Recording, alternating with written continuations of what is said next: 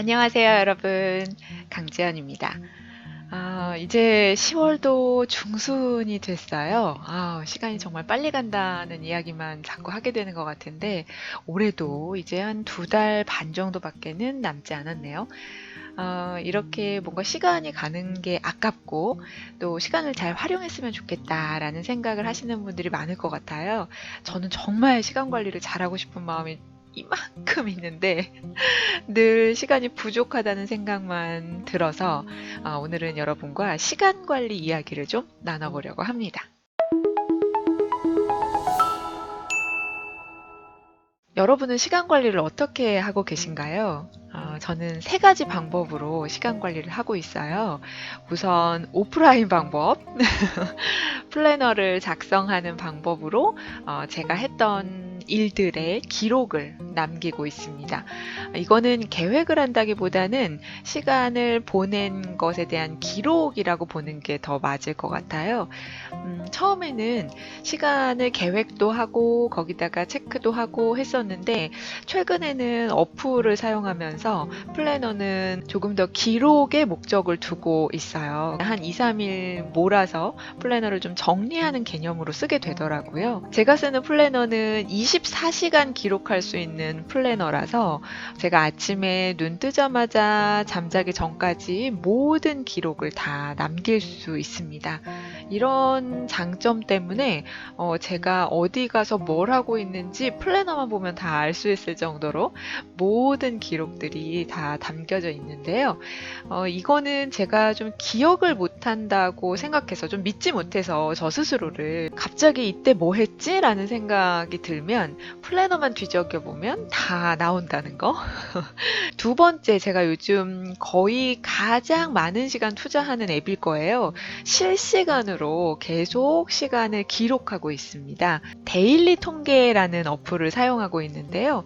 이 어플은 24시간 역시나 기록을 할 수 있는데, 2가지 중에 선택이에요. 내가 원하는 시간만 기록할 수도 있고, 빈틈없이 24시간을 다 기록하게 되어 있는, 선택을 하는 건데, 저는 물론 24시간 빼놓지 않고 기록하는 걸 좋아해서 틈없이 계속 이어서 기록할 수 있는 방법을 선택하고 있습니다. 그러다 보니까 정말 눈 뜨자마자부터 잠자기 전까지 모든 기록이 이 어플만 열면 다 나오게 되고요. 통계 어플이기 때문에 기록도 기록이지만 제가 가장 많이 보낸 활동의 유형들도 한꺼번에 볼 수가 있습니다. 그래서 공부를 했는지, 잠을 잤는지, 휴식을 했는지, 이런 것들이 한눈에 들어온다는 거, 이게 가장 큰 강점인 것 같아요. 저는 꽤 여러 가지로 분류를 해놨는데요. 일단 저한테 빼놓을 수 없는 업무에 관련된 영역, 그리고 수면, 되게 중요하죠. 수면에 대한 영역, 또 식사하는 시간, 그리고 휴식하는 시간을 따로 줬어요. 그리고 잡일 하는 시간. 잡일에는 여러 가지가 들어가는데, 저는 진짜 잡일을 많이 해요. 뭔가 정리도 하고 맨날 이것저것 하다 보니까 플래너 쓰는 것도 딱히 어디다가 업무도 아니고 그렇다고 공부도 아니고 넣을 만한 데가 없어서 잡일 이렇게 넣고 있습니다. 무조건 뭐 정리하고 청소하고 뭐 이런 시간은 잡일에 들어갑니다. 또 운동하는 시간, 산책하거나 어디 계단 오르거나 이런 것들 다 운동하는 시간을 기록하고 있습니다. 또 요즘에는 이 시간이 좀 적긴 하지만 사교라고 해서 사람들 만나서 밥 먹고 하는 시간이에요. 정말 현저히 준 항목이 바로 이 사교의 시간입니다. 진짜 엊그제도 뉴스 보니까 사람들이 같이 밥을 먹으면서 안전하게 생각하는 게 가족이 거의 절반이더라고요. 회사 동료나 친구들도 뭔가 이렇게 약간씩 좀 불안하거나 주저되는 그런 마음이 있는 것 같아요. 그래서 이제 가족과 함께하는 시간이 많이 늘었다, 이렇게 이야기하는 걸 봤는데, 아쉬운 부분들도 물론 있지만 또 그만큼 집에서 활용할 수 있는 시간들도 많아지고 있는 것 같습니다. 쇼핑하는 시간도 따로 마련을 해놨고요. 쇼핑을 많이 해서 그것보다 저는 집 앞에 노브랜드 가는 걸 되게 좋아해요. 제가 거의 신생아 수준으로 우유를 먹고 먹고 있기 때문에 우유 사러 매일 출근하듯이 가는 곳이 마트입니다. 그래서 쇼핑할 때 뭐 약국을 가도 쇼핑, 뭘 사러 가도 커피를 사러 가도 쇼핑, 이렇게 쇼핑에다가 넣고 있고요. 또 공부하는 시간 따로 해놨고 또 책 읽는 시간 따로 해놨는데, 책 읽는 시간은 주로 이제 주말에 많이 보고 있기 때문에 주말이 가장 많고요. 공부하는 거는 평일에도 제가 필요한 공부가 있을 때는 해야 되기 때문에 항상 이 말을 많이 하는데, 당위적으로 해야 되기 때문에 하는 것들, 그런 공부하는 시간을 따로 마련해 놓고 있습니다. 또 저는 이렇게 유튜브 제작하는 시간이 필요해서 유튜브 촬영, 편집, 구상, 모니터 여러 가지를 다 유튜브 하는 시간으로 정해놨는데, 여러분이 상상하시는 그 이상으로 유튜브에 시간을 할애하고 있습니다. 여러분들 유튜브 하신다고 하면 많은 분들이 유튜브 빨리 하라고 해야 된다고 하잖아요. 저도 처음에는 하면 좋다고 이렇게 말씀드리기도 했었는데 지금은 좀 생각이 달라졌어요. 아직 시작 안 하셨으면 하지 마세요 하고요. 이미 발을 담그셨으면 진짜 열심히 하셔야 돼요. 이렇게 얘기하는 입장이 됐습니다. 그만큼 시간을 좀 많이 할애해야 되는 것 같습니다. 통계만 봐도 그렇거든요. 또 글쓰기 시간 저는 따로 분류해놨는데요.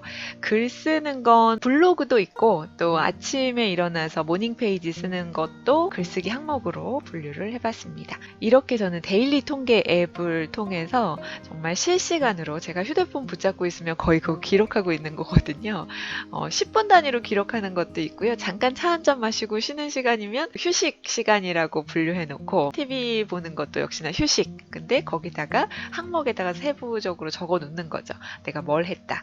그래서 정말 그 앱을 보면 또 역시나 제가 뭘 하고 보냈는지 다 알 수 있습니다. 수면 시간 같은 경우도 많이 못 잔 것 같은데 실제로 보면 수면 시간이 가장 하루에 보낸 영역 중에서는 가장 많아요. 왜냐면 우리가 보통 6시간 자잖아요. 생각보다 수면 시간이 1등인 경우가 종종 있습니다. 또 한 가지 제가 쓰는 어플은 스케줄 앱이에요. 제가 개인적으로 쓰는 스케줄 앱이 있고 또 회사에서 같이 쓰는 스케줄 앱이 있어요. 제가 생각해도 좀 시간에 강박이 있다고 생각하는데 말하다 보니까 정말 시간을 정말 철저하게 관리하고 있는데도 늘 시간에 대한 생각을 한다는 게 참 아이러니한데요. 비즈니스 달력이라는 어플을 저는 개인적으로 쓰고 있고, 네이버 캘린더는 업무적으로 공유할 일정들 거기다가 따로 기록을 하고 있습니다. 그러니까 정말 저는 기록할 게 엄청 많은 거죠. 3개의 어플에다가 다 기록을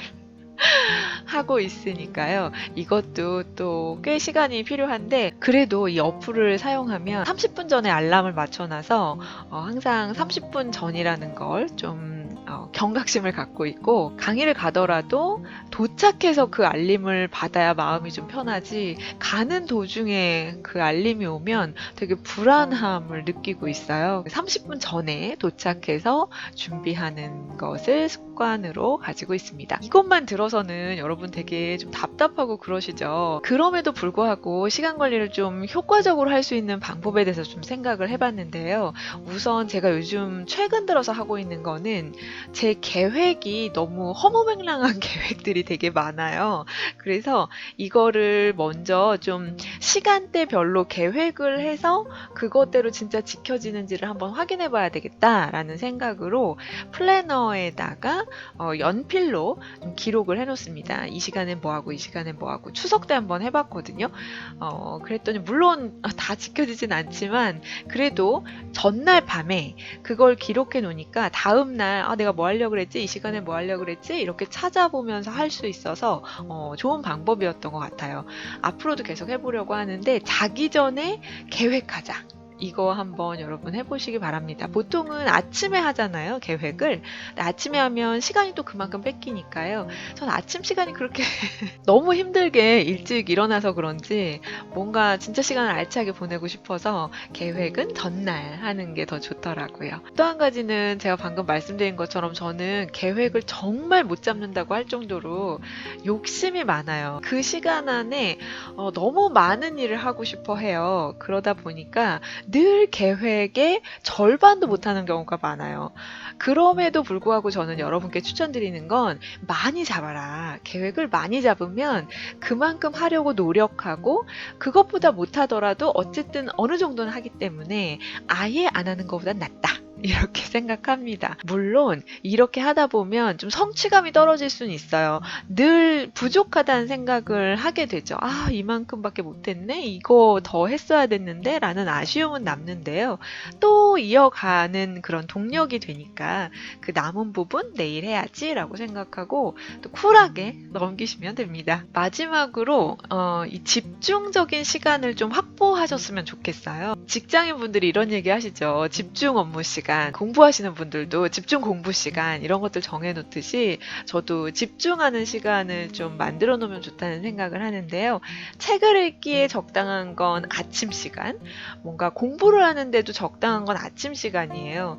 그리고 나머지 일에 관련된 건 언제든 해도 상관없어서 일하는 시간은 좀 낮 시간, 저녁 시간 상관없이 잡고 있는데 급한 거 먼저 이렇게 처리하고 있어서요. 다른 건 몰라도 이거는 딱 집중해서 해야 된다 이런 일들이 있잖아요. 저는 책이 그렇거든요. 책은 어떤 방해가 있으면 전혀 머릿속에 안 들어와요. 그래서 책은 꼭 아무 방해받지 않는 그런 상황에서 읽는 것이 좋더라고요. 이렇게 여러분들도 여러분만의 집중 시간이 언젠지 한번 파악해 보시고 그 시간을 잘 활용하시면 낭비하는 시간 없이 조금 더 효율적으로 시간을 활용하실 수 있을 것 같습니다. 자, 지금까지 시간 관리에 대해서 여러분과 이야기를 나눠봤는데요.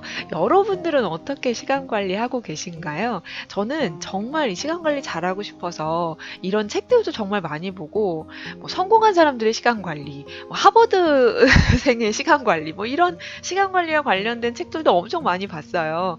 근데 거기서 하는 얘기는 다 비슷한 것 같아요. 시간 계획하고 계획한 거 이행하는 거 그거는 너무 원론적인 얘기라서 여러분들만의 시간 관리 방법이 있으시면 한번 댓글 남겨주시고요. 저도 꼭 참고해서 지금보다 조금 더 잘 시간 관리할 수 있도록 노력해 보겠습니다. 오늘 내용이 도움이 되셨다면 좋아요와 구독 부탁드리고요. 알림 설정 해두시면 편하게 보실 수 있습니다. 그럼 저는 또 좋은 영상으로 찾아뵙겠습니다. 고맙습니다.